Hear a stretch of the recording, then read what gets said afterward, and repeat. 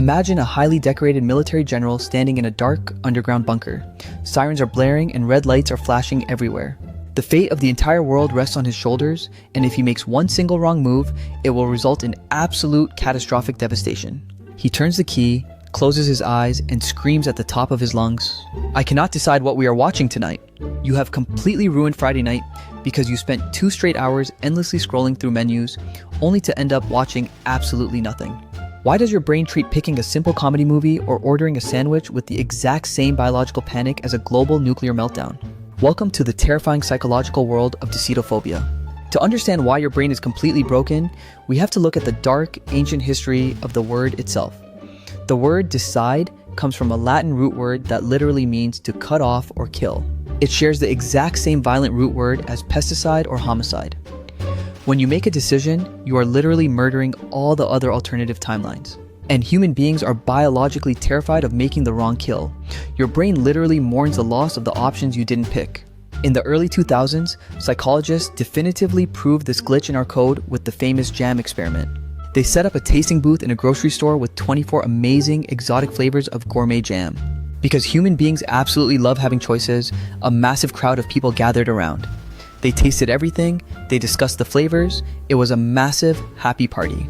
But when it came time to actually buy a jar, almost nobody bought anything.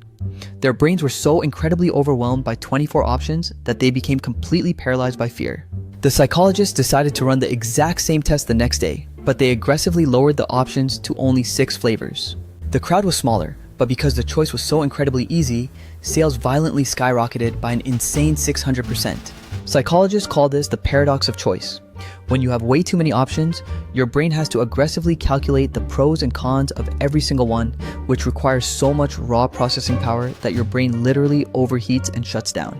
This leads to a highly toxic psychological trait, where people usually fall into 2 distinct categories: maximizers and satisficers. If you suffer from decidophobia, you are absolutely a maximizer.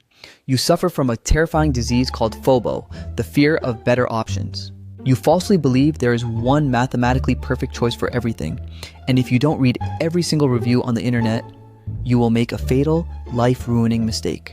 But here's the curse. Even when maximizers finally pick something, they are absolutely miserable. Their brain immediately punishes them by thinking about all the other things they missed out on, literally robbing themselves of all joy. Satisficers, on the other hand, just have a basic, simple criteria. If an option meets their minimum needs, they grab it and immediately move on with their lives. They do not care at all if a slightly better cup of coffee exists 3 blocks away, because their time and peace of mind is way more valuable than coffee. So how do you cure this terrible brain glitch? You have to aggressively hack your own psychology by using the strict 60-second rule. When the stakes are incredibly low, like picking a movie or a lunch order, force a hard time limit. When you force a blindingly fast decision, you instantly bypass the risk assessment department of your brain. You don't give it any time to mourn the murdered alternative timelines.